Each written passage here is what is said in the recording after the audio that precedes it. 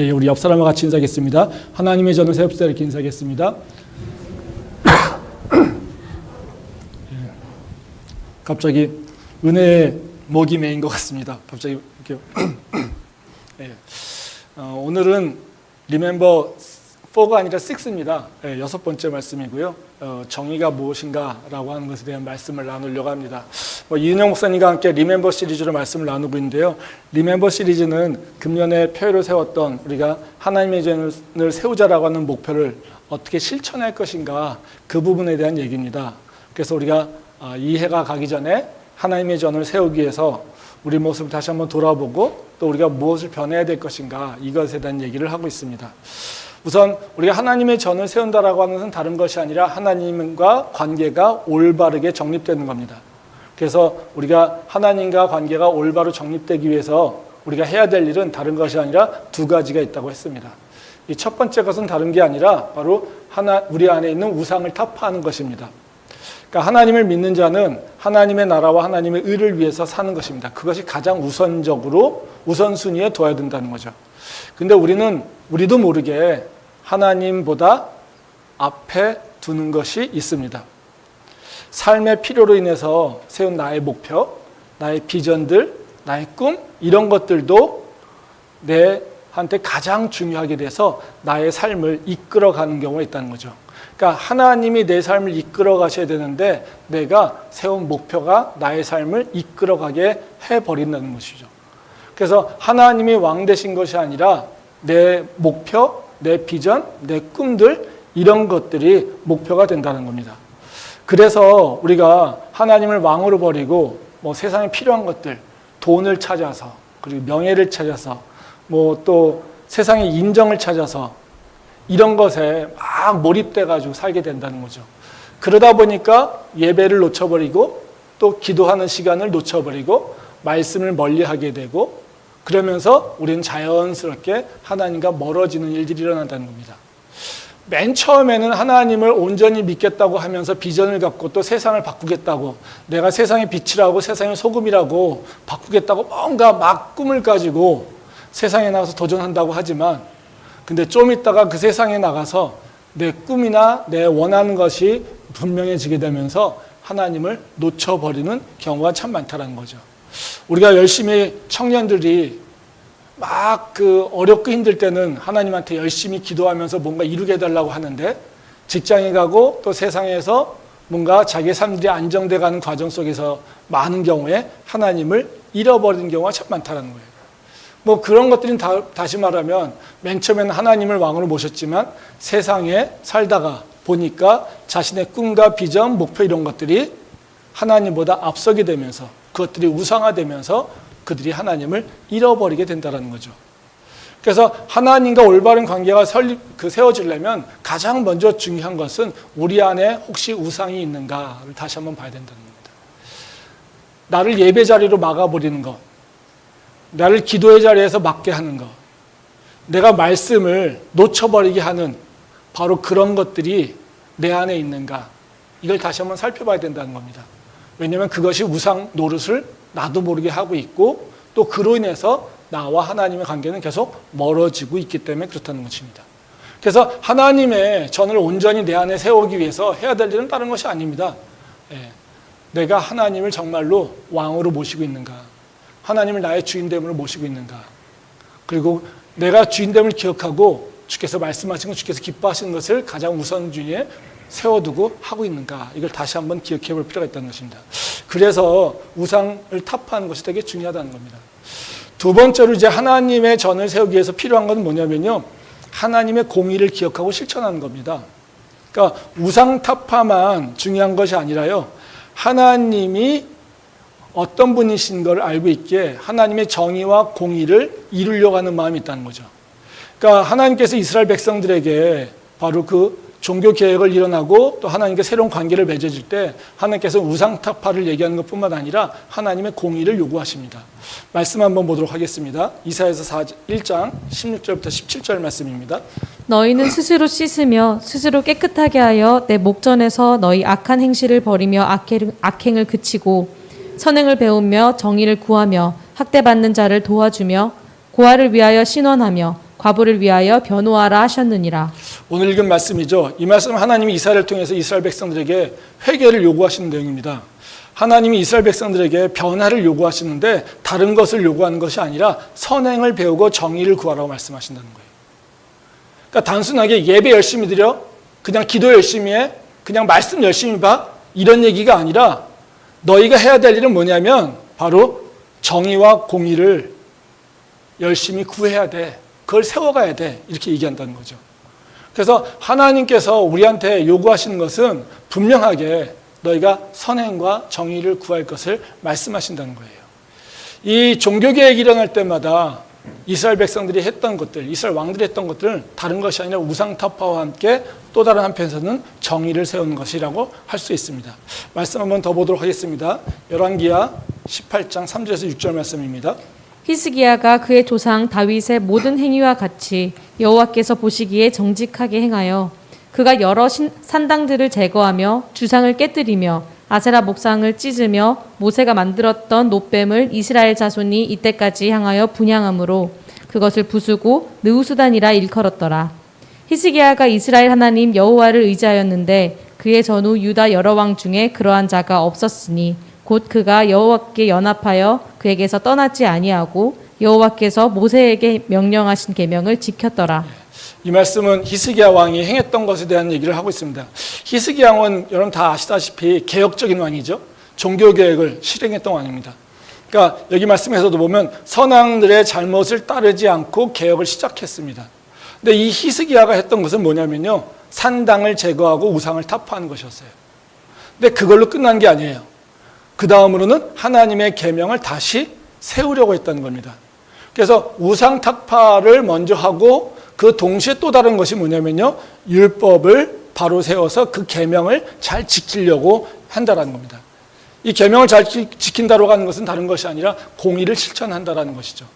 그래서 하나는 우상 타파와 함께 공의가, 그 공의를 실천하려고 하는 그 두 가지가 우리 신앙에 있어서 하나님과 관계를 온전하게 하는 데 있어서 굉장히 중요하다는 겁니다.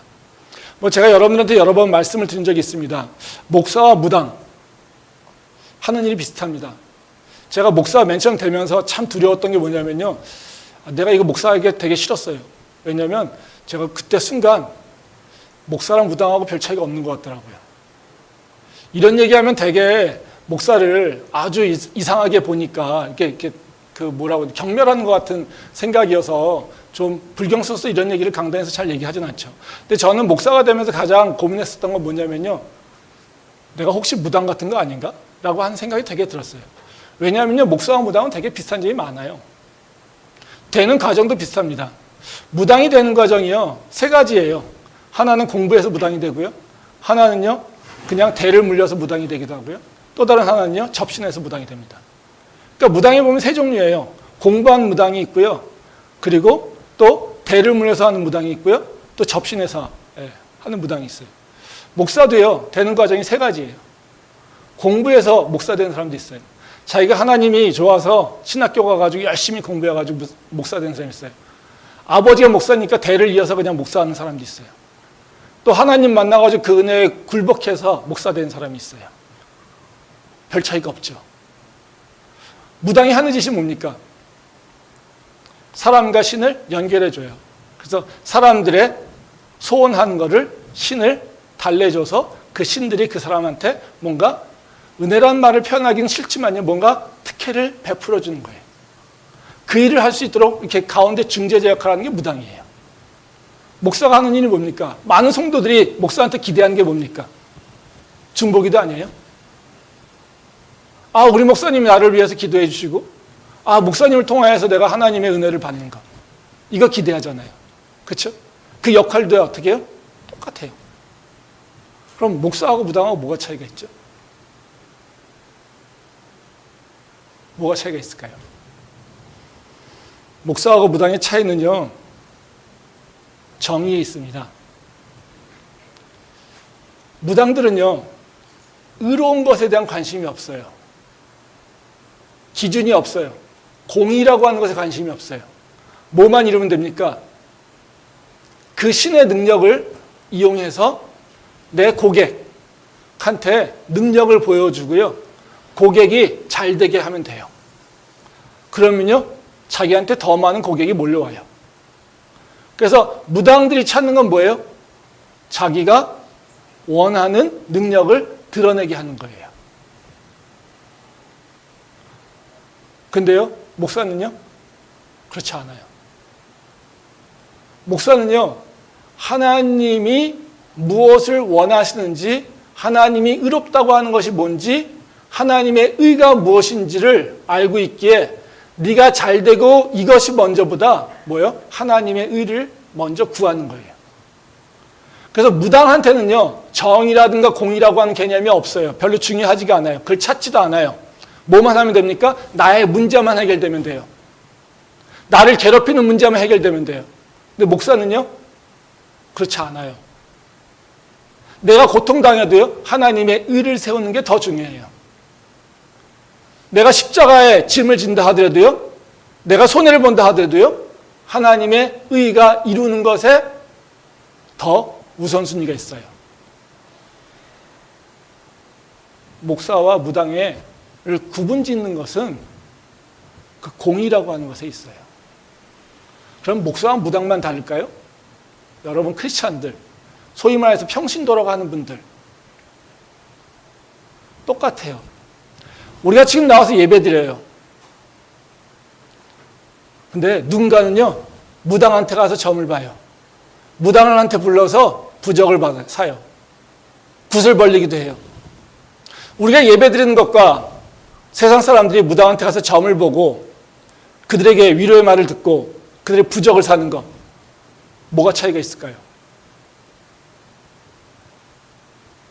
크리스찬들이 하나님한테 나오는데 정의라고 하는 개념을 내 마음속에 들고 그 정의를 구하는, 정의를 찾는 마음이 없으면 교회에 나오지만 사실 무당한테 가서 머리를 조아리는 것과 똑같습니다.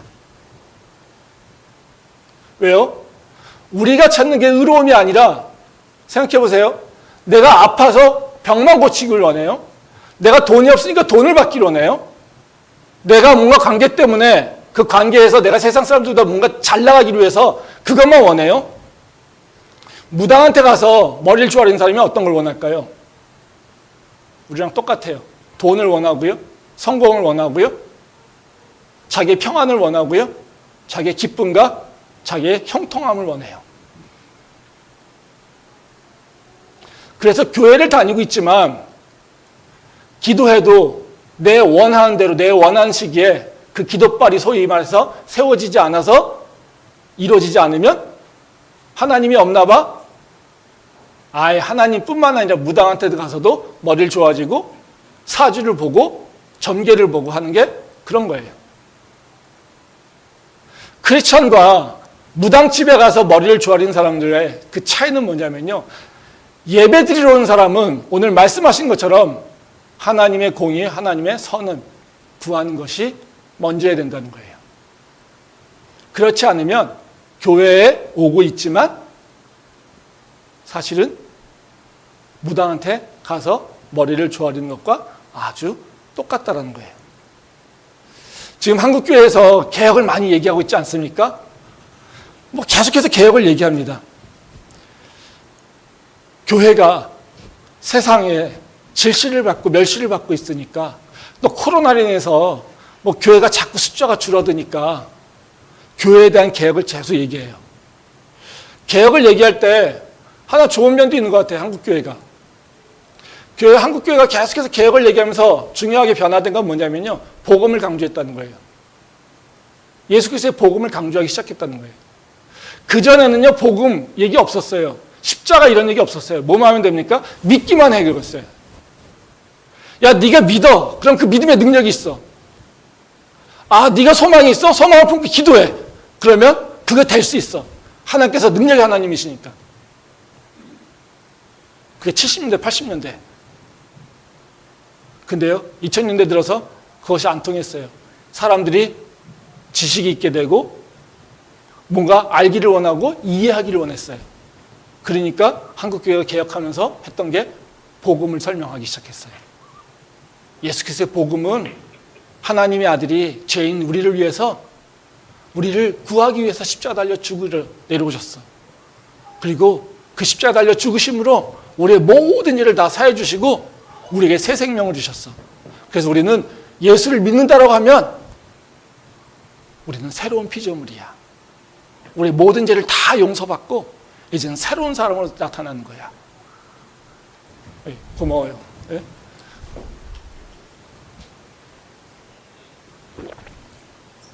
그 복음을 설명하기 시작한 게 굉장히 좋은 것이죠. 예전에는 복음도 없이 그냥 믿었어요. 그 전능하신 하나님만 그것만 가지고요. 근데 복음을 얘기하다 보니까 뭐만 얘기합니까? 맨날 공부만 해요. 머리만 커졌어요. 복음을 그냥 머리로만 알고 있지 복음이 우리한테 요구하는 것에 대해서는 관심 없어요. 그래서 교회에서는 요새는 뭐가 자랑입니까? 나 복음 알고 있어요. 아, 그 십자가 나 이제 알아. 이걸 자랑하고 다녀요. 야, 네가 복음 알아? 근데 대부분 다 모르거든요. 그래서 끊임없이 교회에서 붙잡고 있는 건 다 뭐냐면요, 복음이에요. 그래서 2000년대 성공한 목회들이 다 뭡니까? 제자훈련. 그걸 뭘 가르칩니까? 복음이 뭔지 가르쳐요. 그것만 열심히 가르쳐요. 그리고 하나님이 살아계심을, 굉장히 중요한 일이죠. 그래서 복음 플러스 뭐만 합니까? 살아계신 하나님, 그 성령의 하나님. 그래서 성령 집회 해가지고 현존하는 하나님을 만나는 거, 이것에 초점이 맞춰져 있어요. 근데 복음 알고 성령의 그 능력을 받아가지고 손 들고 눈물 흘리면서 기도해요. 근데 교회는요, 아직까지도 비난받아요. 웃기지 않습니까? 너무 웃은 일 아닙니까? 우리는 하나님 살아계시다고 난리 나고 눈물 펑펑 흘리면서 방언하고 난리치면서 온 동네를 다 시끄럽게 하면서 난리치는데 교회는요, 아직도 비난받아요. 저 미치광이들.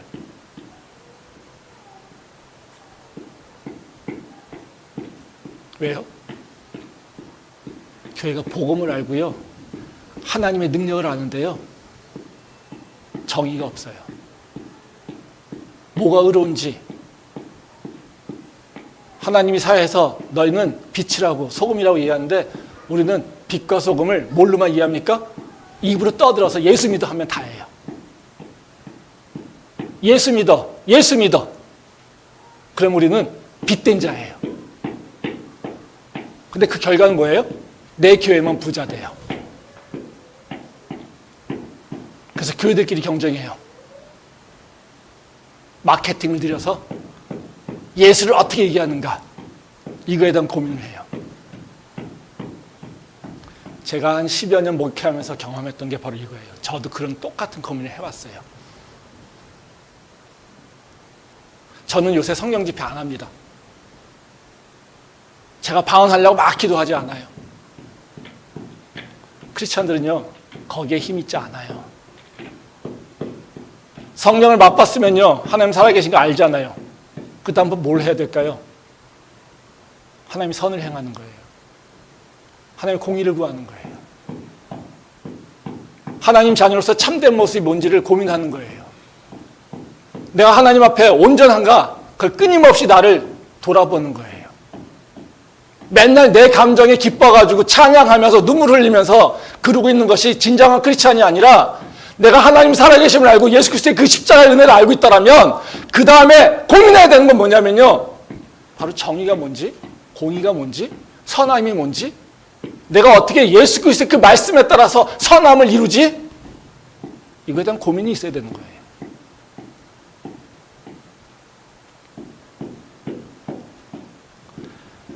그래야지 우리가 진짜 하나님과 바른 관계로 나갈 수 있다는 거예요. 교회가 지금 한국 교회들이 비난받는 이유는요, 믿지 못해서가 아니에요. 예배를 작게 드려서가 아니에요. 기도를 안 해서가 아니에요. 말씀 공부가 부족해서 아니에요. 정말 구해야 될 하나님의 공의를 구하고 있지 않기는 게 문제예요. 전 이 얘기를 계속 하고 싶었지만요, 사실 못했어요. 이 공의라고 하는 건 참 무서운 일이거든요. 근데 이은영 목사님이 이 주제를 꺼내놔가지고요, 내가 잘 됐다 그랬어요. 이 공의라고 하는 거 오늘 얘기하겠지만요, 공의 정의가 굉장히 무서운 얘기입니다. 교회에서 공의를 외치고 정의를 외치지만요, 그게 얼마나 무서운 건지 몰라서 그래요. 제가 오늘 그래서 나누려고 하는 얘기는 뭐냐면요, 교회에서 정의가 뭔가, 교회에서 정의를 어떻게 정의해야 될, 그 개념화해야 될 것인가, 그리고 우리가 공의를 실천하기 위해서는 그 공의의 특성을 좀 알아야 되는데 그 특성이 뭔가, 오늘 그 정도까지 얘기할 거고요. 이제 다음 주가 마무리할 거예요. 예. 그래서 오늘은 두 가지 정도, 공의가 뭔지 그 공의의 특성에 대한 얘기를 좀 해보도록 하겠습니다. 첫 번째로 우리가 찾고 있는 정의 또는 공의, 이게 서로 그냥 같이 이렇게 혼용해서 쓰면 됩니다. 예. 그러니까 공의가 뭘까라고 하는 겁니다. 공의라고 하는 것을 개념적으로 정의하는 것은 쉽지가 않아요. 근데 교회에서는요, 정의의 개념이 굉장히 간단하며 명료해요. 교회에서 얘기하는 공의라고 하는 것, 정의라고 하는 건요, 하나님의 말씀과 부합하는 것, 하나님의 말씀과 합하는 것, 이것을 정의롭다라고 얘기합니다. 말씀 보겠는데요, 이사야서 30장 18절 말씀입니다. 그러나 여호와께서 기다리시나니 이는 너희에게 은혜를 베풀려 하심이요 일어나시리니 이는 너희를 긍휼히 여기려 하심이라. 대저 여호와는 정의의 하나님이시라. 그를 기다리는 자마다 복이 있도다. 네, 이 말씀은 하나님이 이스라엘 백성들에게 악행과 그 심판에 대한 얘기를 하고 있는 말씀 가정인데요, 여기서 우리가 주목해야 되는 건 다른 것이 아니라요, 바로 하나님을 뭐라고 얘기하냐면요, 하나님은 정의의 하나님이다, 이렇게 얘기하고 있다는 거예요. 이건 뭘 의미하는 거냐면, 정의 또는 공의라고 하는 건요, 하나님의 중요한 속성이에요. 그러니까 하나님을 그냥 하나님이라고 얘기하는 것이 아니라요, 정의의 하나님, 우리가 사랑의 하나님, 은혜의 하나님 이렇게 얘기하잖아요. 그러니까 은혜의 하나님이라고 하는 은혜를 많이 주시는 하나님, 사랑의 하나님은 사랑이 풍부하신 하나님, 이런 얘기잖아요. 그러니까 하나님 안에 사랑이 가득하고 하나님 안에 은혜가 가득하고 이런 얘기잖아요. 근데 여기서 지금 얘기하는 건 뭡니까? 정의의 하나님, 즉 하나님 안에는 뭐가요? 정의가 가득하다는 얘기예요. 그래서 하나님은 정의로우시기에 항상 그 자체가 정의고 그 행동 자체도 항상 정의롭게 행동하는 것이고 그 결과도 정의를 성취하게 된다는 거예요. 그러니까 하나님이라고 하는 그 본질이 뭡니까? 공의라는 거예요. 그러니까 우리가 어떻게 해요? 하나님과 함께 하게 되면 내가 정의로운 모습으로 가는 거예요. 하나님과 동행한다라고 하면 뭐예요? 내가 정의로운 일을 하고 있는 거예요. 하나님께서 기뻐하신 열매 맺었다라고 하면 뭐겠어요? 내가 정의로운 열매를 맺은 것과 동일하다는 거예요. 근데 이제 하나님과 함께 한다는 거지 이게 쉽지 않잖아요. 이걸 좀 더 구체적으로 얘기하면 뭐겠습니까? 다른 것이 아니라 하나님의 말씀을 지키는 거예요. 계명을 지키는 거예요. 말씀 한번 보겠습니다. 요한복음 15장 10절 말씀이에요. 내가 아버지의 계명을 지켜 그의 사랑 안에 거하는 것 같이 너희도 내 계명을 지키면 내 사랑 안에 거하리. 이 말씀은 여러분 잘 아시는 말씀이죠. 포도나무의 비유를 얘기합니다. 예수님이 포도나무고 우리가 그의 가지다. 예? 그래서 우리가 열매를 맺으려면 어떻게 해요? 포도나무에 잘 붙어 있어야 된다는 거예요. 잘 붙어 있으면 열매를 맺게 된다는 거죠. 그렇지 않으면 우리가 열매를 맺지 못한다는 거예요. 그러니까 우리가 하나님 안에 잘 붙어 있어야 된다는 걸 얘기하고 있어요. 그래야지 너희가 원하는 열매를 맺게 된다는 거예요. 근데 여기서 뭐라고 얘기하십니까? 너희도 내 계명을 지키면 내 안에 거한다는 거예요. 그러니까 내 아버지의 계명을 지켜 그의 사랑 안에 거하는 것 같이 너희도 내 계명을 지키면 내 사랑 안에 거한다 이거예요. 그러니까 우리가 어떻게 예수님과 접붙일 수 있습니까? 말씀을 통해서 접붙이는 거예요. 하나님의 말씀을 지켜 행하면 내가 예수님한테 붙어 있는 거예요. 그러니까 하나님과 동행하는 거, 우리가 어떻게 동행해? 맨날 이러면서 기도하면서 동행한다? 아니에요, 그런 거. 네. 뭐예요? 하나님의 말씀이 뭔지 기억하고 내 삶 속에서 하나님의 말씀을 이루는 것이 뭘까를 고민하면서 그 말씀을 지키려고 꾸역꾸역 나가는 거. 이게 바로 하나님과 함께하는 거예요. 그게 바로 우리가 얘기하고 있는 바로 공의라는 것이죠. 그래서 교회에서는요, 공의라고 하는 것이 되게 복잡하지 않아요. 굉장히 단순해요. 하나님과 함께 좀 더 세세하게 말씀을 지켜, 좀 더 세세하게 율법을 지켜. 그걸 따라 살려고 하는 게 바로 하나님의 정의를 실천하는 가장 빠른 길이에요. 이런 얘기하면 정의 진짜 복잡한 건데 이 교회에서는 너무 간단하지 않은가? 네, 이런 생각을 하실 수 있어요. 사실 뭐 정의라고 하는 얘기, 공의라고 하는 얘기 또는 지금 사회로 얘기하는 공정 이런 얘기가 나올 때마다 사실 되게 복잡하게 얘기해요. 뭐 세상에서 보면요, 아직까지도 이 정의라고 하는 개념 또는 공정이라고 하는 개념, 공의라고 하는 개념을 세우기 아직도 논쟁을 합니다. 여러분들 잘 알고 있는 그 책이 있어요. 마이크 샌델의 정의란 무엇인가. 베스트셀러죠. 한국에서만 이게 수백만 부가 팔렸대요. 이게 안 읽은 사람이 없죠. 안 읽으셨으면 읽어보시면 좋을 것 같아요. 예. 이게 좀 근데 어렵긴 해요. 저도 이게 논술 출제하면서 이거 열심히 봤는데, 예? 예. 근데 앞쪽에는 철학적 개념이고 뒷부분은 자기 주장이에요. 그래서 대부분 공리주의와 자유주의, 그다음에 공동체주의, 마이클 샌델이 공동체주의를 얘기하죠. 그래서 공리주의를 통해서 정의라고 하는 것, 최대 다수의 최대 행복, 이걸 얘기합니다. 그다음에 롤스의 자유주의, 뭐 사회개혁 이런 얘기를 하지만 사실 그냥 편안하게 인권, 예, 개인의 인권이죠. 개인의 자유와 인권을 얘기를 합니다. 이제 그걸 넘어서 이제 마이클 샌델은 그것이 다 부족하니까 공동체에서 나와야 된다. 그래서 마이클 샌델은 정의라고 하는 건 하나로 정의할 수 없다. 공동체에서 만들어가는 거다. 이렇게 얘기를 하고 있습니다. 예. 뭐 그 속성도 이제 성경적으로 틀리지는 않습니다. 예. 근데 오랫동안 철학자들이 정의가 뭘지? 야, 벤담의 최대 다수의 최대 행복이야. 예. 야, 그거 안 돼. 그거 가지고 문제 해결이 안 돼. 예. 야, 모든 사람한테는 다 천부 인권이 있어. 그래서 사람들이 개인의 자유를 중요시 여겨야 돼. 그래서 개인의 선택이 중요해.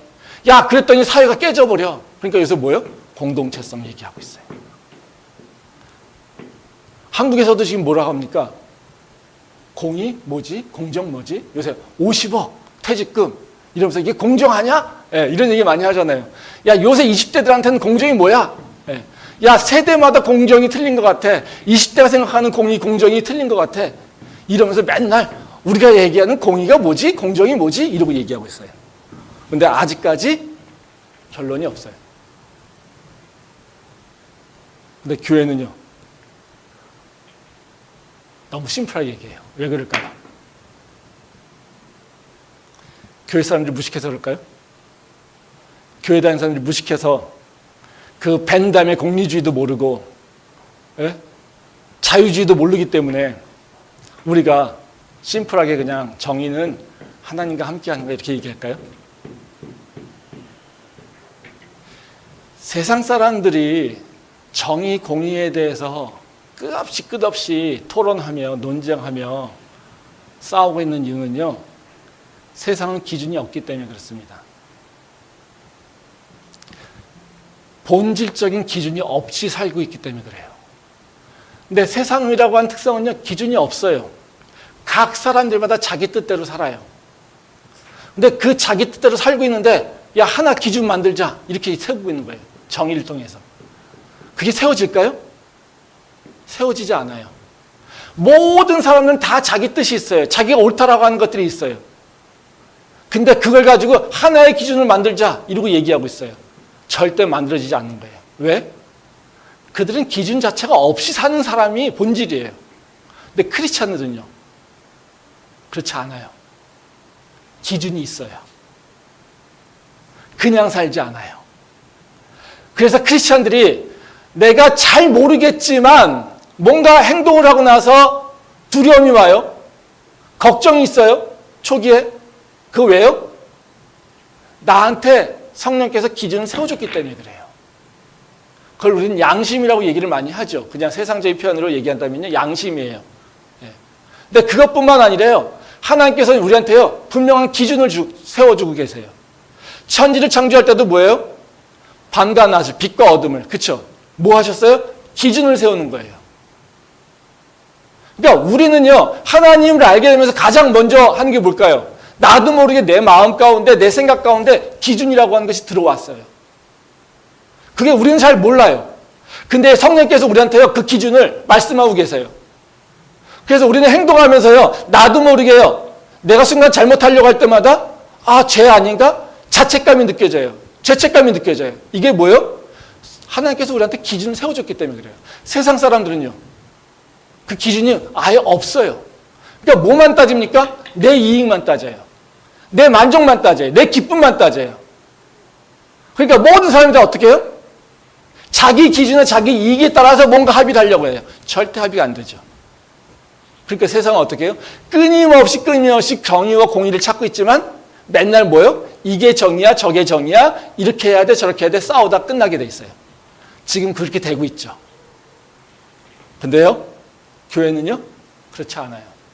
하나님이 분명히 세워준 기준, 이것을 가지고 우리가 살아가는 거예요.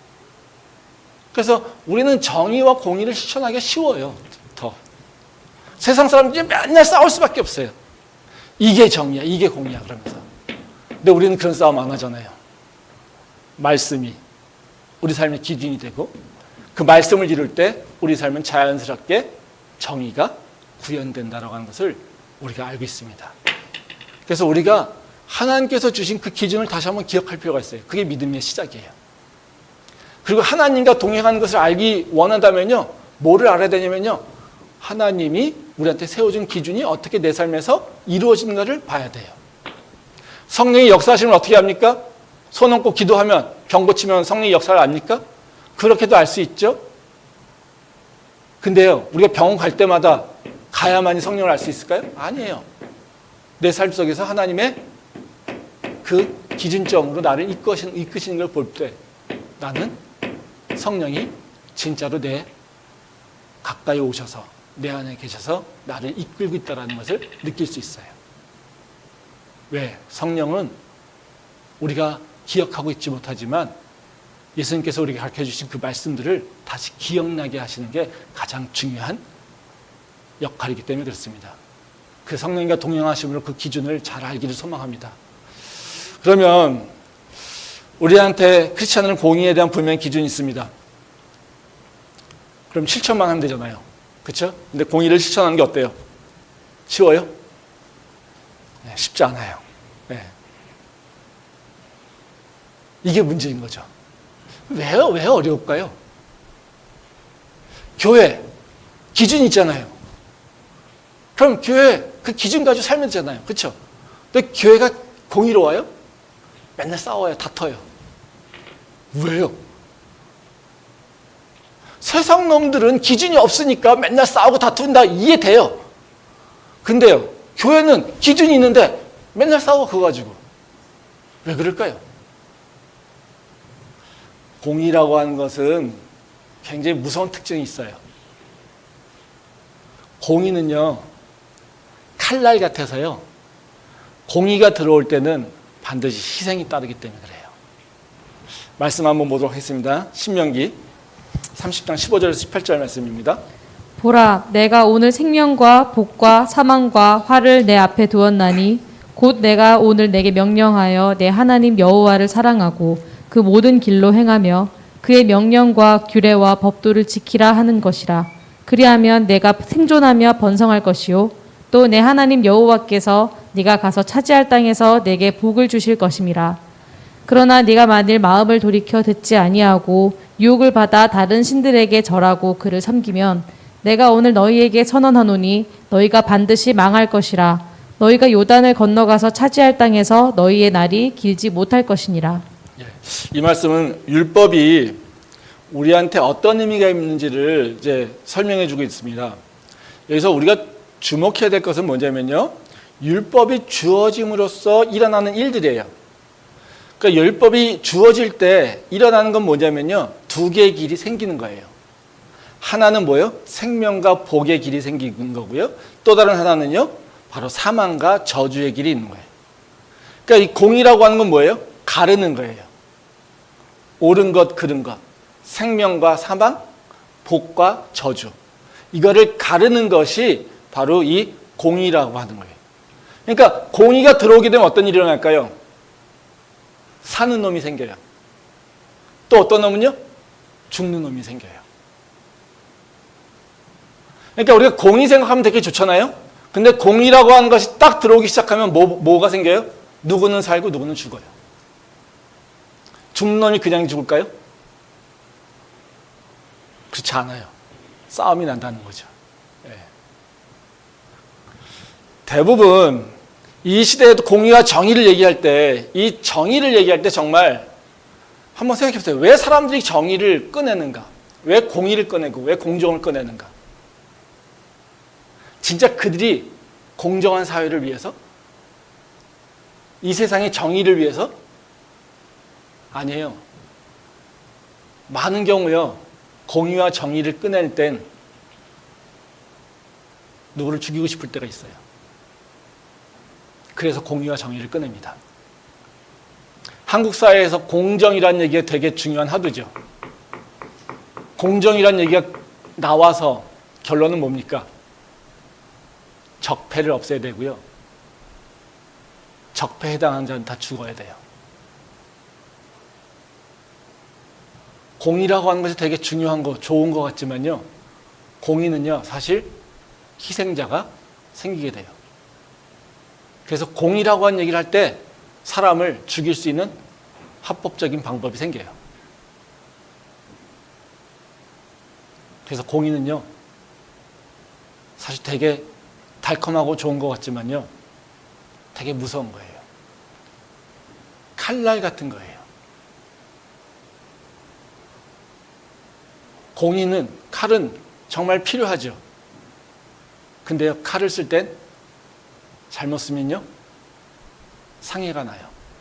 죽게 된다는 거죠. 그렇기 때문에 공의와 공정이라는 얘기가 화두가 될 때마다 사회는요, 갈라지고요, 공동체는요, 깨지고요, 그리고 서로 죽이겠다고 끝까지 싸우게 되는 거예요. 이게 공의의 무서운 특성입니다. 이거를 넘어서 실천을 해야 돼요. 교회가 어떻게 될까요? 시간이 많지 않아서 오늘은 여기까지 하겠습니다. 다음 주에 그럼 교회가 어떻게 공의를 이루지? 라고 하는 고민을 얘기할 거예요. 세상에서 얘기하는 다른 공의, 그리고 진정하게 우리가 이루어야 될 공의가 뭔지, 예수님께서 우리에게 오셔서 이룬 그 공의가 뭔지, 어떻게 이루셨는지, 그걸 통해서 이 무서운 칼날같이 죽이는 일이 없이 어떻게 우리가 공의를 이루어갈 것인가, 이 부분에 대해서는 다음 주 얘기를 하도록 하겠습니다. 오늘 말씀을 정리하면요, 크리스찬들은요, 정의에 관심 가져야 돼요. 우리가 정말 하나님을 온전히 믿는다고 하면요, 내가 잘 되는 거 넘어서요, 내가 편안한 거 넘어서요, 하나님의 의가 뭐지? 라고 하는 것에 대해 관심 갖기 시작해야 돼요. 근데 그 하나님의 의는 다른 것이 아니라 하나님과 함께함으로 이룰 수 있어요. 근데 공의라고 하는 건요, 되게 조심히 다뤄야 돼요. 칼날과 같은 거여서 잘못하면 사람을 죽일 수 있습니다. 그러기에 그것을 넘어서 우리가 이제는 공의를 정말로 하나님 기뻐하시는 공의를 어떻게 이룰까에 대한 고민을 해야 된다는 거죠. 그래서 우리 캠퍼스 열린 예배가 하나님께서 이 공의의 말씀, 제가 맨날 주제하면서 못했던 이 말씀을 우리한테 다시 화두로 주신 이유 분명히 있을 거라고 믿습니다. 바로 이를 통해서 우리 교회가 이번 금년도에 세운 표어처럼 하나님의 전을 온전히 세우는 바로 그런 새로운 개혁이 우리 안에, 그리고 우리 교회 안에 이루어지기를 소망합니다. 기도하겠습니다.